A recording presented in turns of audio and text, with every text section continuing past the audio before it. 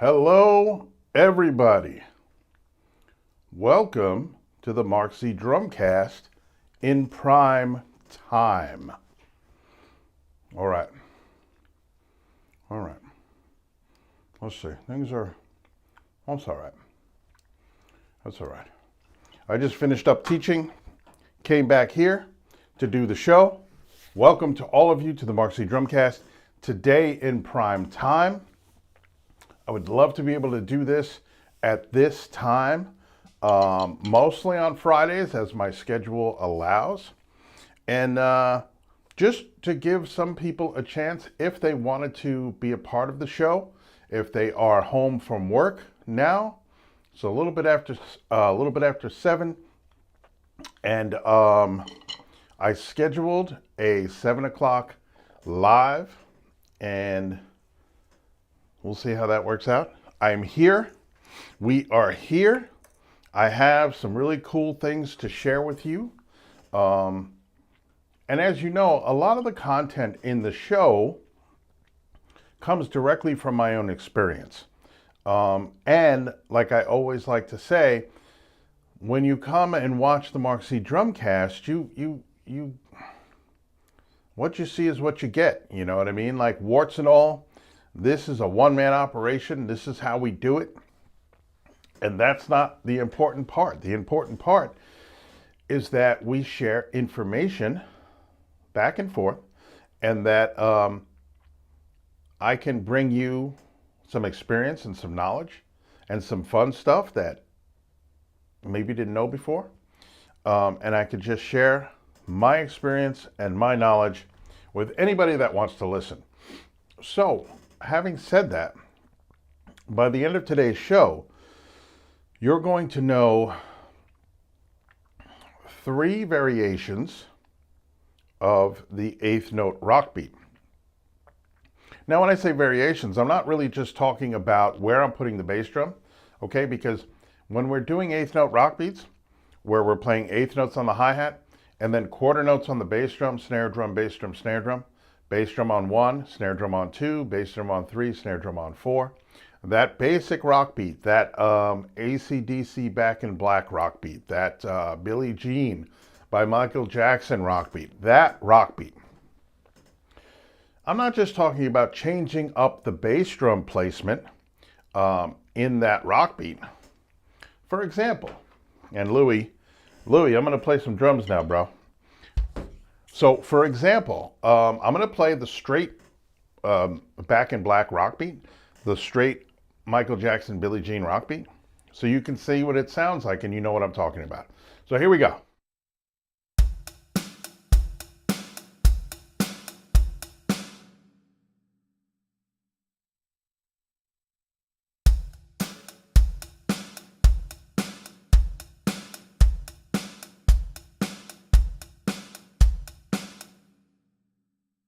So if you're counting along, you're hearing the bass drum on the 1 and the 3, the snare drum on the 2 and the 4, and then all of the ands are hi-hats by themselves. So if we vary up the bass drum pattern, we can come up with something like...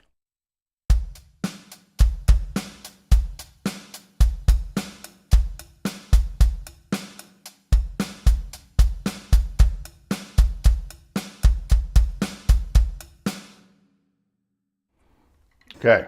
Now, that time, there were a lot more bass drums in different parts of the beats.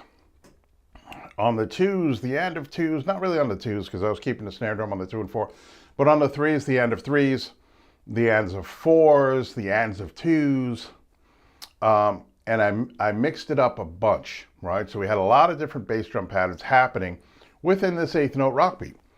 So that's not what I'm talking about. That's not what I'm talking about when I'm saying varied variations on the straight 8th rock beat.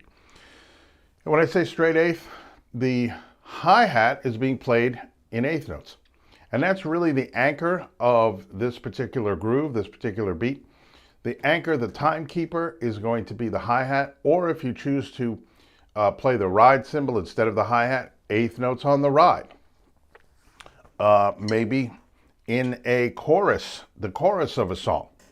You'll notice a lot of times the drummer will switch to the ride.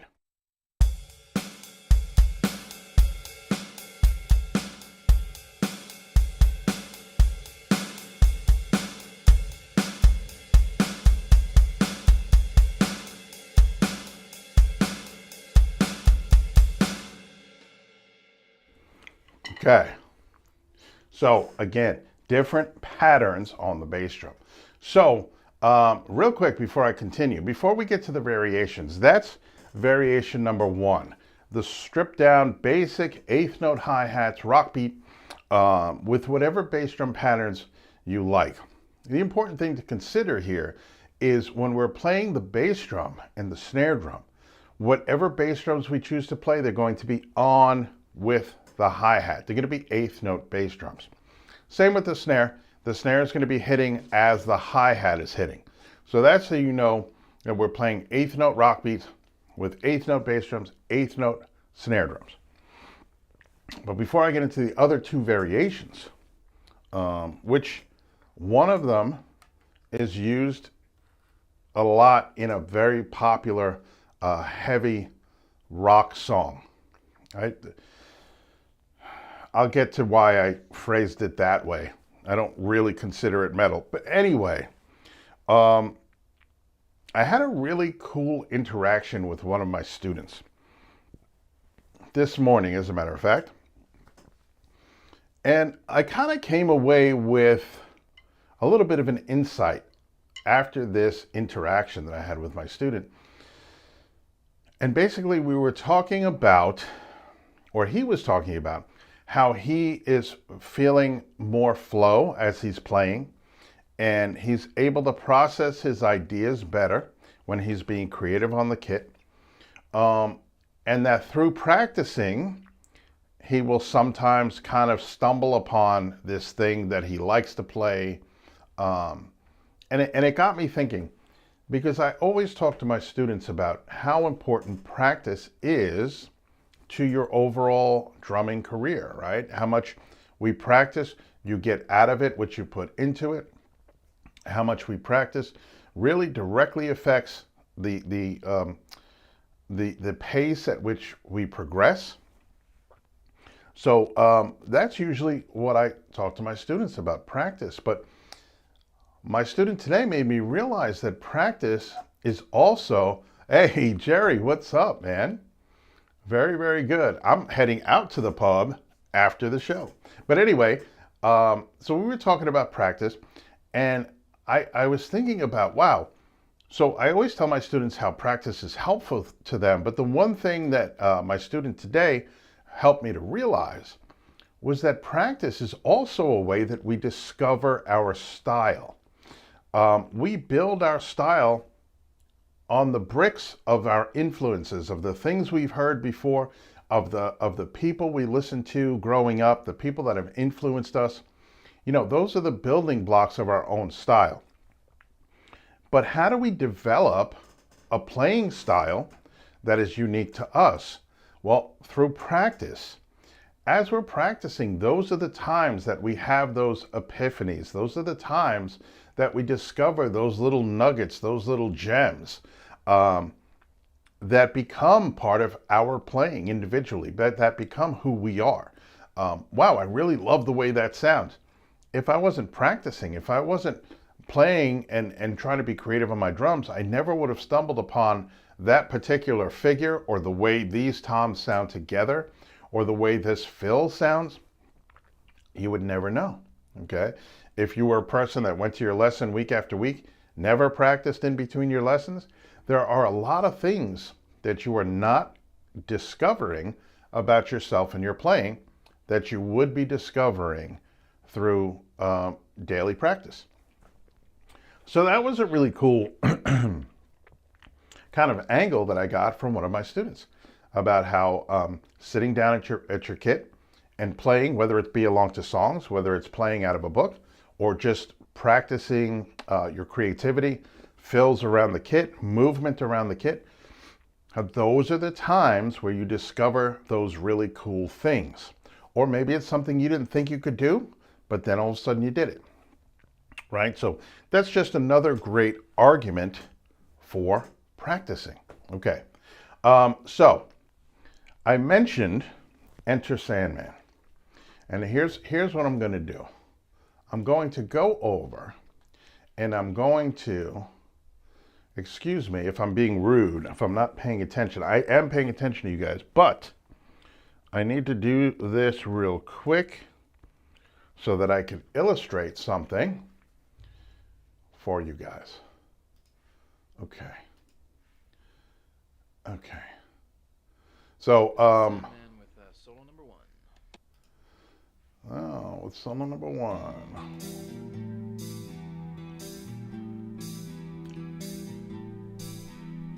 Okay. So this is Enter Sandman by Metallica.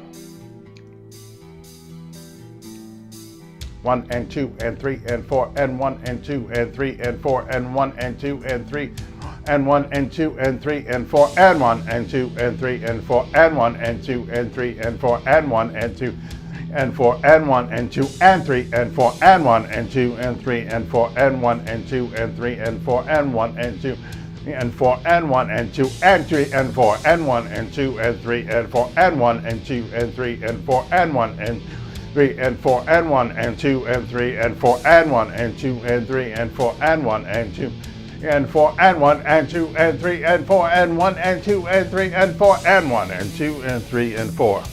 Okay.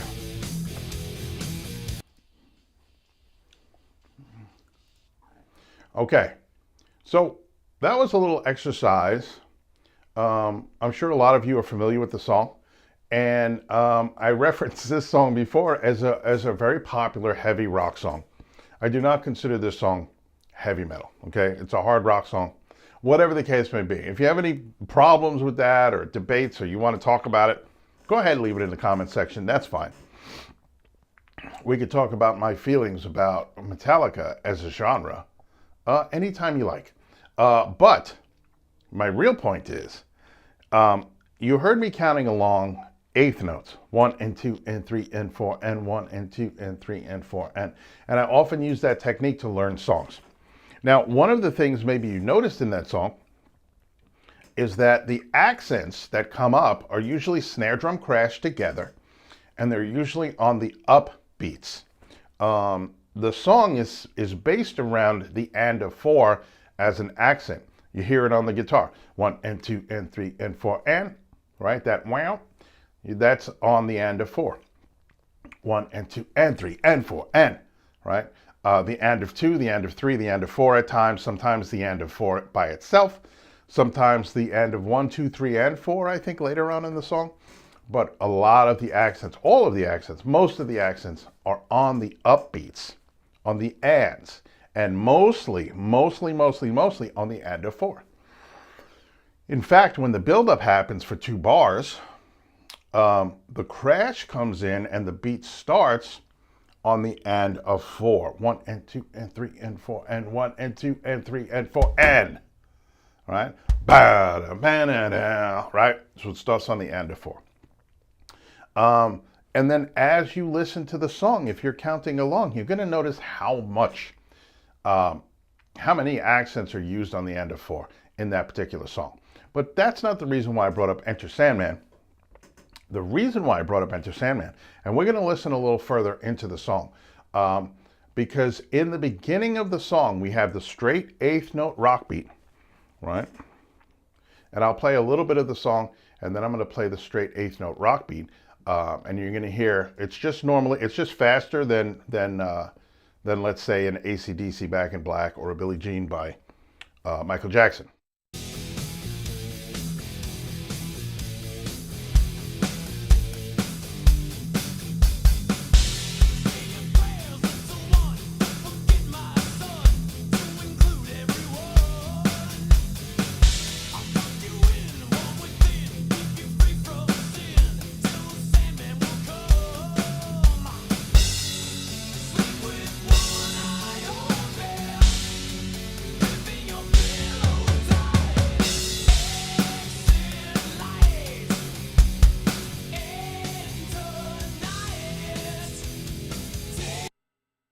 I mean, it's still fun to play. I got to admit that. It's a really great song to teach students because it's got a few different things in there that help them learn about, again, accents and differences in the beats. But if you listen to that last section I played, Sleep with One Eye Open, Clutching Your Pillow Tight, I think those are the lyrics, but that part something happens to the beat.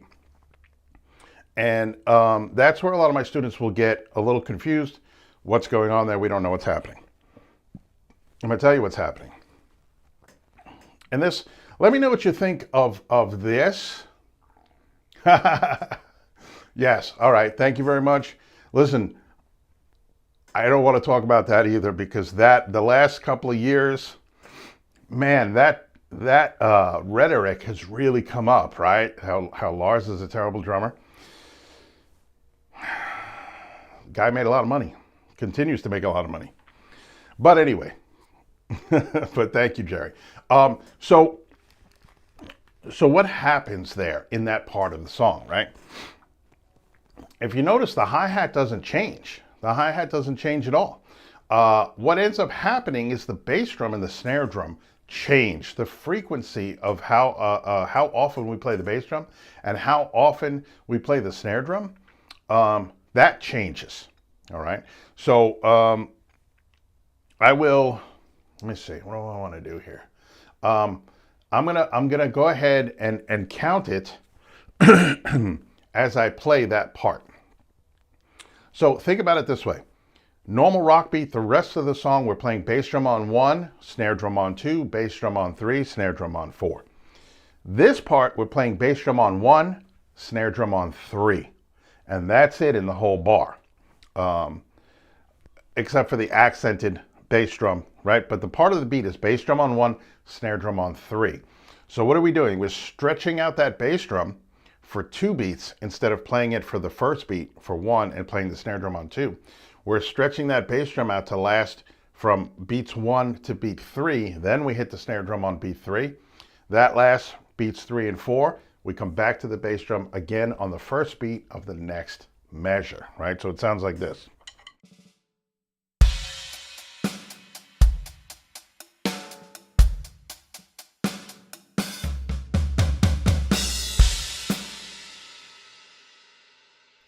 Then it goes back to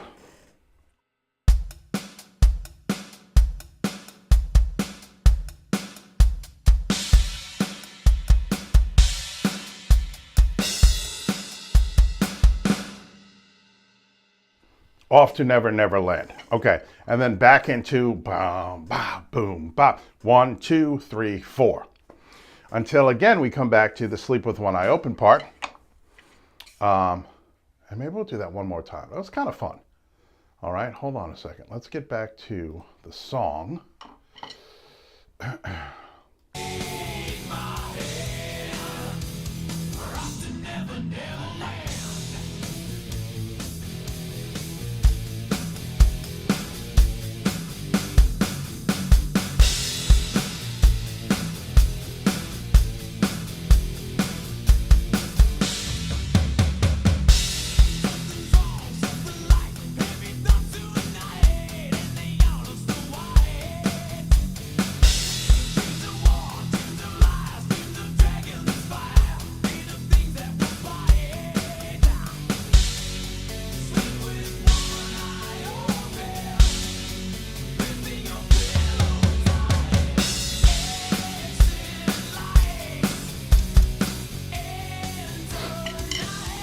Okay.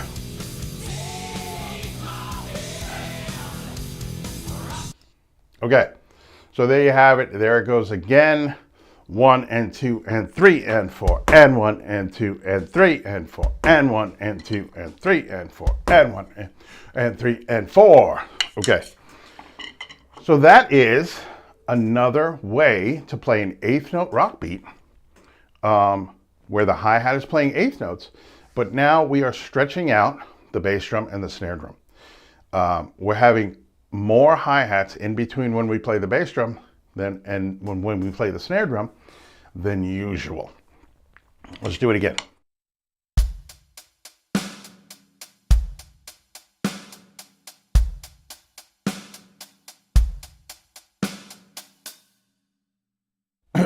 So, bass drum on the 1, snare drum on the 3.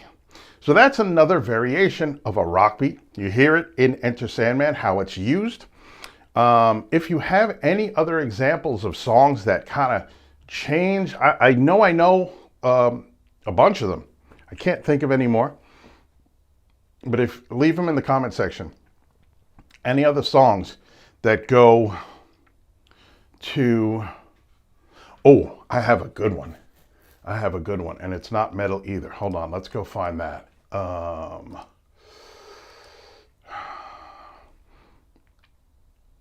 Okay. No. Library music. All right, so bear with me.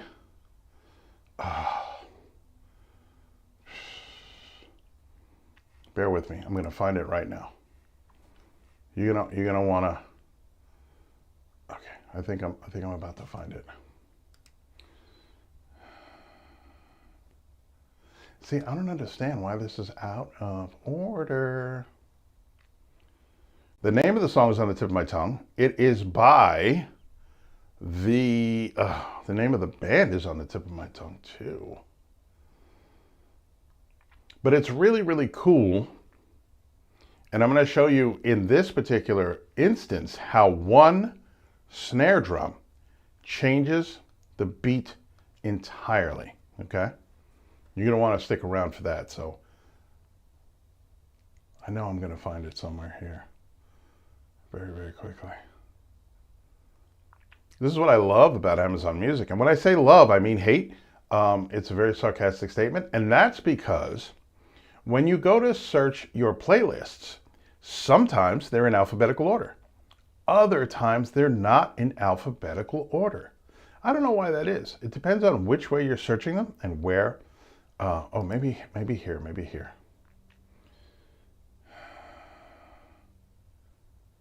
Wow.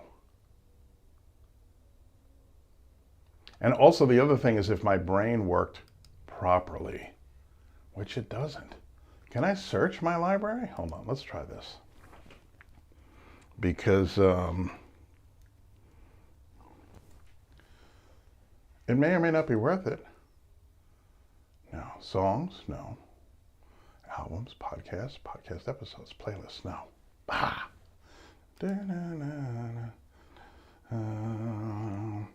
I could sing it for you, but it's just really, really cool. The way this one snare drum changes. No, I'm not going to find it here.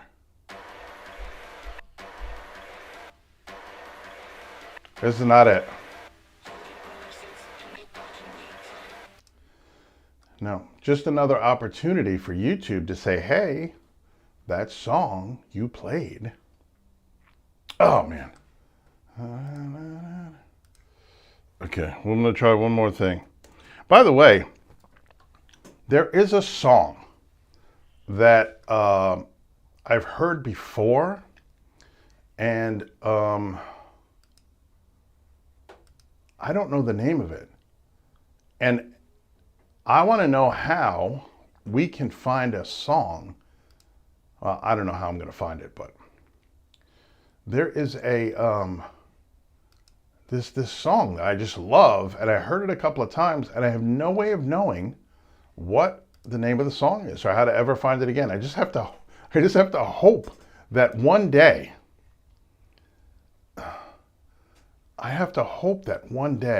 Oh, you know what? I can't. I mean, hopefully by the end of this, let's move on to the third. All right. I'm sorry. Let's move on to the third variation of the rock beat, and hopefully it will come to me. Because it's really cool.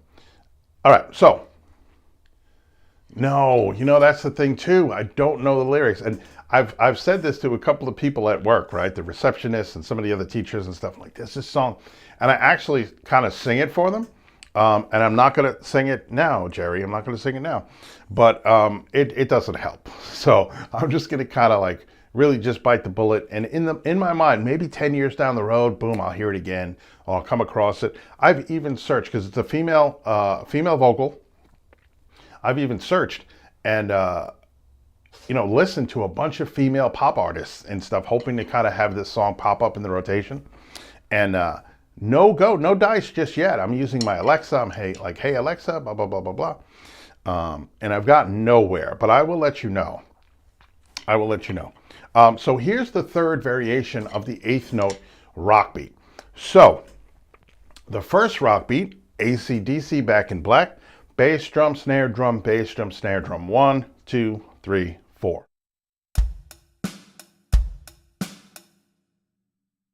Now, keeping the hi-hats on eighth notes, let's add. That's a great idea. I think I was thinking of that too. I was thinking I got to learn it on the, well, the only instrument that I have with a keyboard is actually bells, because I work with students on the bells. So I'm like, I'm going to pull out my bell set and try to figure out the song, and I'm gonna play it and try to figure it out. But that's a great idea. So let's add a bass drum, snare drum back and forth on the eighth notes. So if we're playing eighth notes on the hi-hat,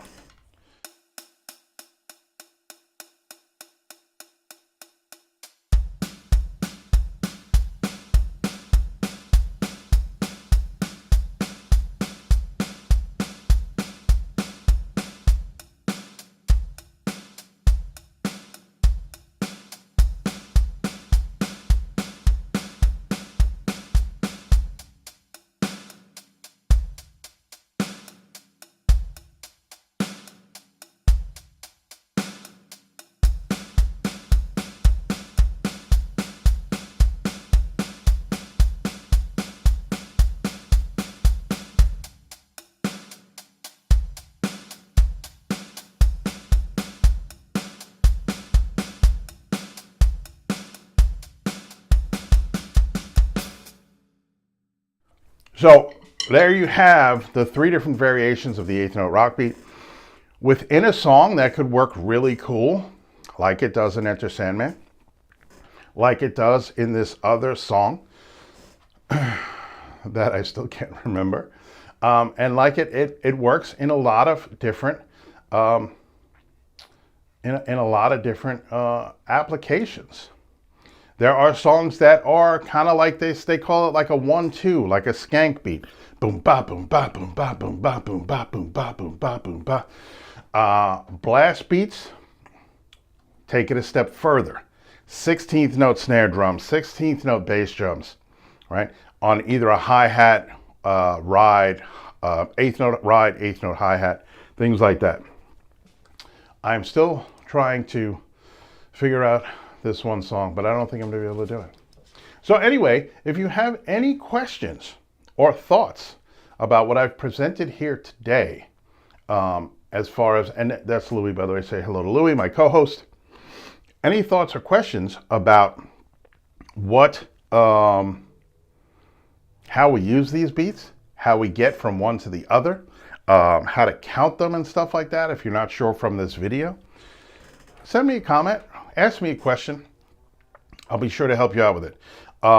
What I may do, because I'm going to find this other song, but you know what? Actually, I'm going to play it. I'm going to play it, and it doesn't matter what the song is, but I'll tell you the idea. And this was really, really cool, because now this goes from a half note bass drum on the 1, snare drum on the 3. Actually, the snare drum is a little bit later. I think it's on the end of 3, but it's the same idea. And then we add 1 snare drum to the mix, just 1, and it changes the entire feel of the beat. All right, so here we go. And what I'll do is I'll play it now, and then when I figure out the name of the song, I'll leave it in the description below, okay? Maybe with a link to the video so you can see what's actually going on. Okay, so here is how the song starts out.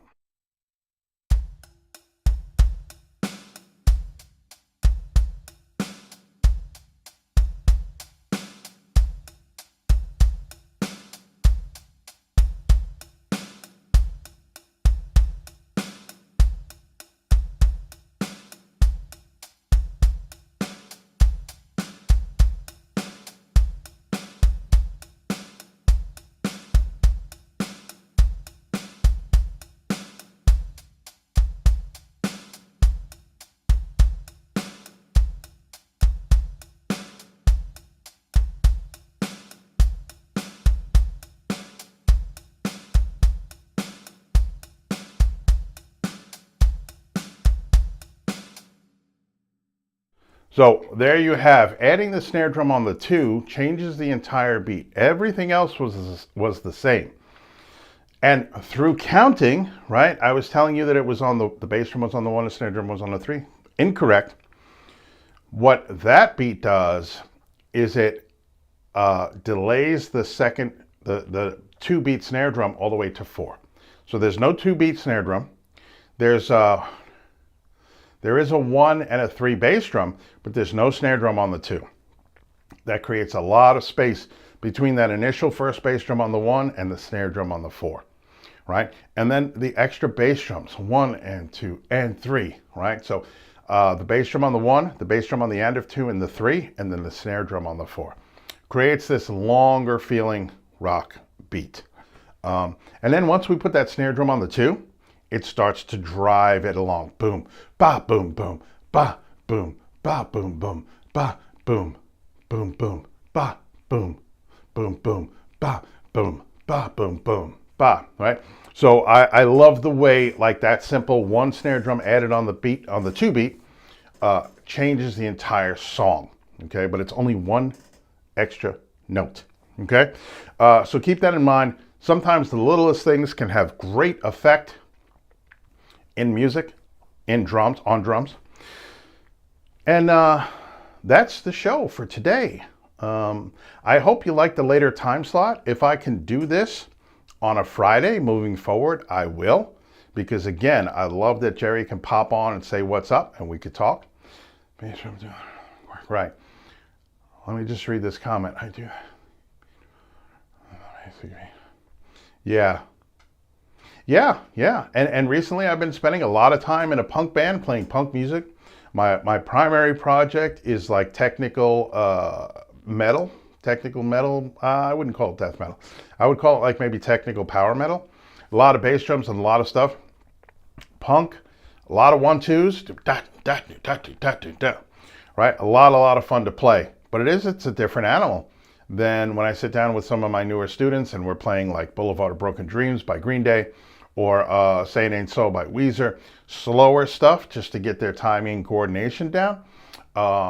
Definitely a different kind of thing. I love incorporating the 1-2 into my heavier music, my more aggressive stuff, and kind of put a hardcore edge to the progressive, I wouldn't call it progressive, the technical metal that we're doing now. I like to add that the dirt of the 1-2 and the hardcore feel to it at times. It really works depending on how you use it. Just different ways to think about it. And if I can in any way kind of help anybody to kind of expand the way they think about things, approaching drums, then that's awesome, right? Because that's what we're here to do. The more information we hear, the more different things we hear from different people, whether it's actual performance drumming or concepts, ideas, thoughts, that's what it's all about. And that's why I'm here, to share my experience, my thoughts, my understanding of drums, my knowledge with anybody that wants to hear. So on that note, we're going to end. I will put a description on this because it's right on the tip of my tongue, this song. And that's it, right? Go check out my socials if you are so inclined.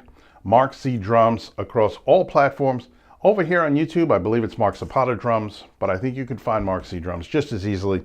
My Patreon, I have a link tree in the description, so you can find all my socials right there by clicking on my link tree. And please give a like, subscribe, a follow, a comment, a share, anything like that. I'm trying to grow this thing. We're doing really well. I'm having a great time hanging out with you guys. And like I said, I'm going to try to do this later thing, maybe once a week if I can.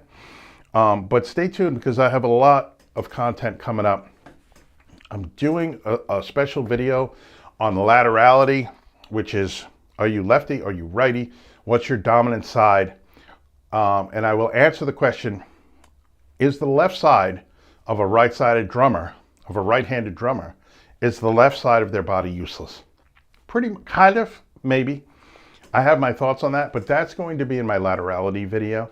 I'll put a clip of it up on here, but I think the entire video, because it's going to take some work and time to put into it, will be up on my Patreon. And I'm working on some new covers and stuff like that.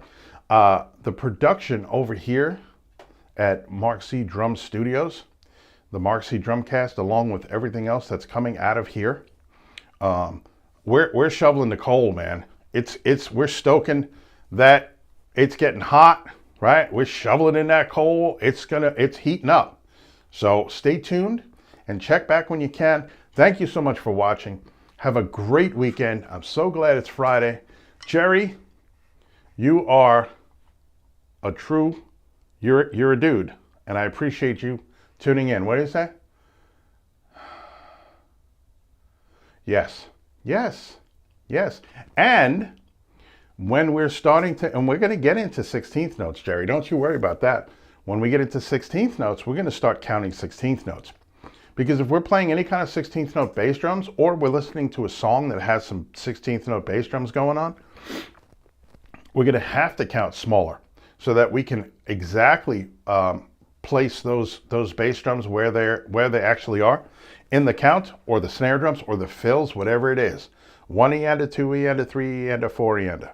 1 and 2 and 3 and 4 and 1, 2, 3, 4. Have a great weekend, and I'll talk to you soon. Monday, Mark Z Drumcast. Thanks, everybody, and